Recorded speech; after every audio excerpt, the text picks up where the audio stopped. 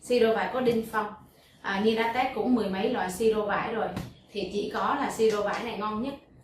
Bởi vì nó có hai điểm. Thứ nhất là cái mùi thơm của nó là thơm tự nhiên, giống như mùi vải luôn, giống mùi trái vải chúng ta ăn.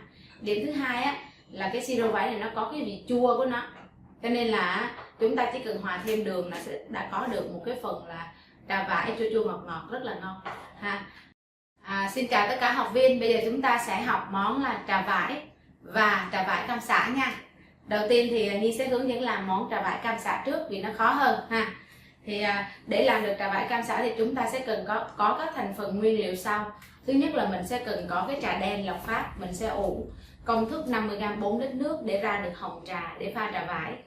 Tiếp theo chúng ta có siro vải, là mình sẽ dùng siro vải có đinh phong. Nhi đã test cũng mười mấy loại siro vải rồi, thì chỉ có là siro vải này ngon nhất. Bởi vì nó có hai điểm. Thứ nhất là cái mùi thơm của nó là thơm tự nhiên, giống như mùi vải luôn, giống mùi trái vải chúng ta ăn.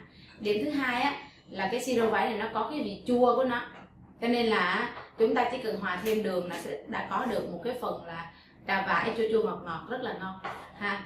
Để không cần dùng thêm chanh, để giữ được nguyên cái mùi vải, nguyên vị của nó. Tiếp theo chúng ta cần là nguyên liệu đó là vải ngâm. Nếu mà không dùng vải ngâm, chúng ta dùng vải tươi được luôn nha. Anh chị có thể mua vải tươi về, mình lột bỏ vỏ, bỏ hạt, mình ngâm với, mình rửa sạch để ráo, sau đó ngâm nước đường thì mình vẫn có thể dùng nha. Còn nếu như mà mùa nào mà không có vải, hoặc là khu vực nào không có vải tươi thì chúng ta dùng vải ngâm. Đây là đối với bán hàng cao cấp, chúng ta dùng giá bán cao trên 25.000 một ly thì chúng ta dùng cái vải Hosen. Còn nếu anh chị nào mà giá bán mình thấp thì mình sẽ dùng là vải Việt Nam nha, để cho giá thành nó rẻ hơn. Đấy. Nguyên liệu tiếp theo chúng ta cần là sả cây ha, rồi chúng ta cần cam tươi. Đấy là những nguyên liệu cần. Và bây giờ mình sẽ bắt đầu đi vào bước thực hiện đầu tiên là bước ủ trà nha. Ủ trà thì chúng ta luôn luôn cần có một cái bình ủ trà, để mà cái bình này có chức năng là giữ nhiệt mà, thì nó sẽ giúp cho cái phần nhiệt của nước nó được giữ lâu, và lúc đó sẽ giúp cho trà của mình ra được hết tinh chất trà, cộng với nó rất là kín thì nó sẽ giúp cho cái việc ủ trà của mình không bị bay mất bớt cái mùi thơm của trà ha. Thì để làm món trà vải cam sả thì chúng ta sẽ cần có cái phần hồng trà sả. Thì để có hồng trà sả thì chúng ta sẽ dùng sả tươi ha, để tạo được phần hồng trà sả trong phần ủ trà.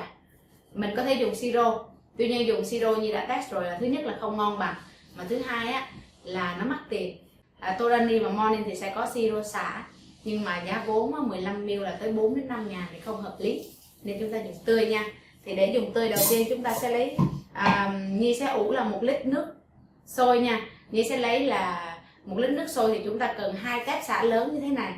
Nếu mà sả nhỏ thì mình phải cân nha, mình cân được 55g sả là ok, là đạt yêu cầu ha. 55g sả tươi nha, cây sả tươi. Sau đó chúng ta đập dập.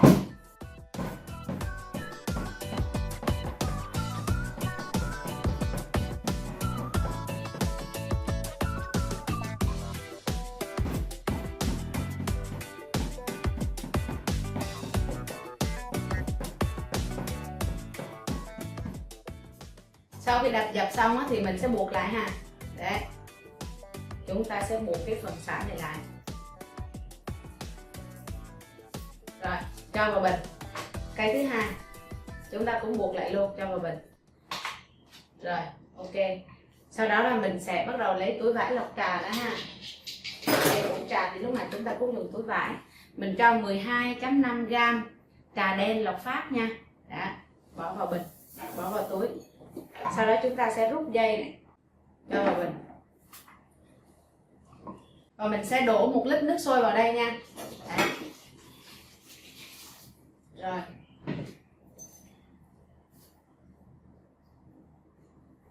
Một lít nước sôi vào, đậy nắp kín, và chúng ta sẽ ủ trong vòng 20 phút. Vậy thì công thức ủ trà của chúng ta là 12.5g trà đen lộc Pháp ủ với 1 lít nước sôi và 2 tép sả, 2 cây sả tươi, 2 cây sả tươi, hoặc là mình có thể cân là 55g sả tươi, ủ trong vòng 20 phút. Nếu như anh chị đang xem video và thấy video này là hữu ích thì hãy nhấn like và comment câu hỏi bên dưới để được giải đáp.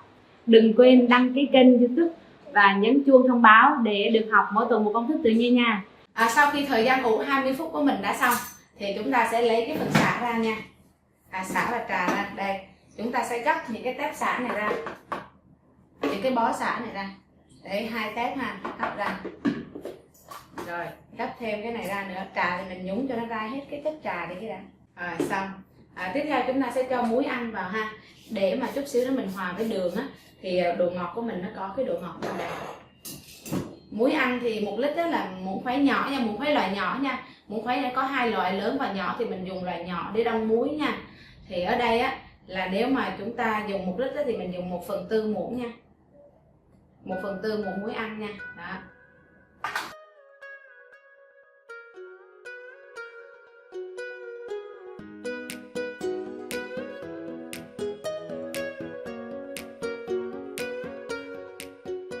Như vậy là chúng ta đã xong được phần ủ hồng trà xả. Thì bây giờ chúng ta đã được một cái phần hồng trà mà nó thơm mùi xả nha. Đó là xong. Thì là mình có nước cốt hồng trà xả. Bước tiếp theo mà chúng ta cần làm đó là mình sẽ cắt những cái trái vải ra. Tại vì á, giá vốn của một cái trái vải ngâm này nè là nó lên tới 3.000 đồng. Mà 1 ly mà nếu mình bỏ 4 trái là giá vốn vải đó là 12.000 rồi. Thành ra là chúng ta sẽ dùng vải 2 trái cho mỗi ly thôi. Nhưng mà mình sẽ cắt đôi nó ra nha.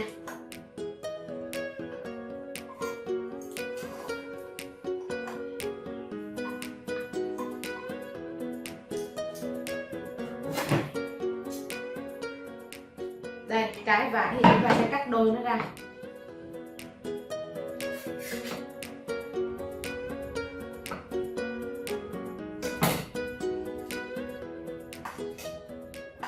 Mình cắt đôi 2 trái vải thì giá vốn là 6.000 đồng rồi đó.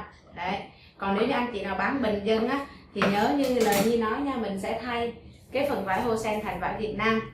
Thì giá vốn mình nó còn phân nửa thôi. Ví dụ bên này trái 3.000 thì bên kia trái có 1.500 thì nó rẻ hơn nha. Sau khi có vải xong rồi chúng ta sẽ chuyển sang phần cắt cam nha. Cam thì mình sẽ cắt lát dày như thế này, giống như là mình làm món trà đào cam xạ đó ha. Thì mình cũng sẽ cắt cái cam ra.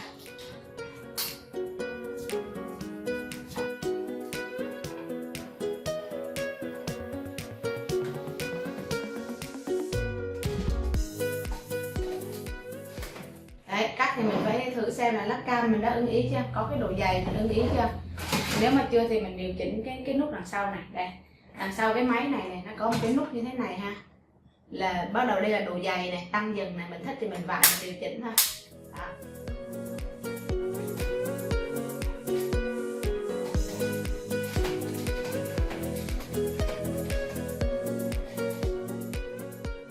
Rồi tiếp theo chúng ta sẽ có những cái cây sả mình cắt xéo nha. Vậy thôi, cây sả thì mọi người để rồi cắt xéo. Cây sả xuống rồi mình sẽ cắt xéo cái sả thôi để mình trang trí mà.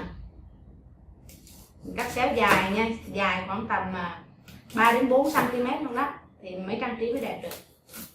Đó, như vậy gọi là sả cắt xéo nha. Đấy, chúng ta được thành phẩm sả cắt xéo để trang trí này.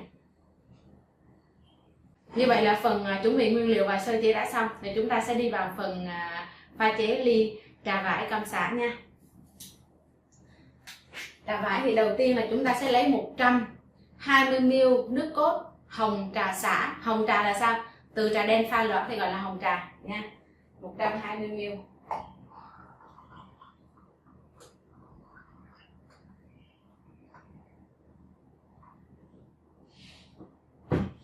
Đây mình sẽ có được 120ml nước cốt hồng trà xả.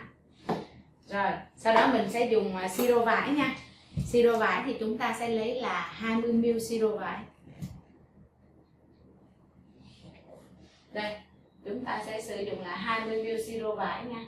Và mình sẽ dùng là 20ml nước đường nữa. Đây.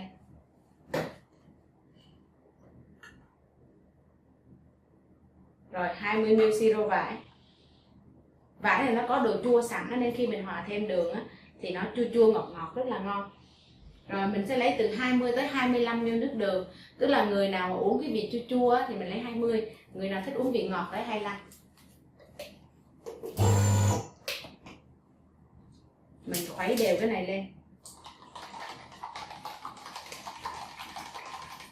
Thì ở đây Trong ly mình đang có cái mùi vải và mùi xả rồi. Bây giờ chúng ta cần mùi cam. Mình sẽ lấy một lát cam mà mình đã cắt rồi đó. Lát cam là có độ dày khoảng tầm là 2 đến 3 mm nha. Bỏ vô, mình dầm ra.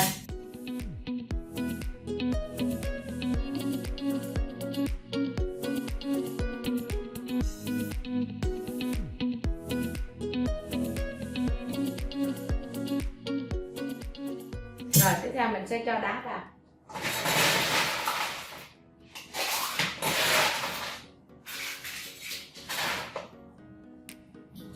Mình sẽ trang trí thêm một lát cam nữa. Cái logo của mình ở đây thì chúng ta sẽ trang trí đằng sau này. Đó. Rồi tiếp theo mình sẽ cho trái vải lên trên.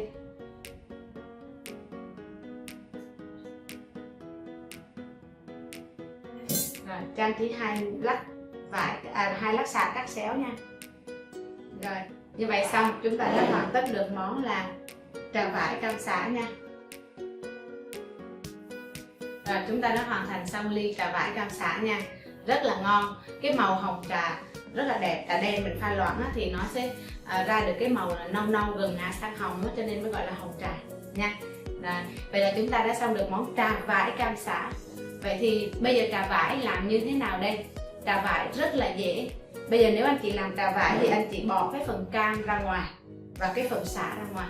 Rồi mà chúng ta chỉ dùng hồng trà thôi.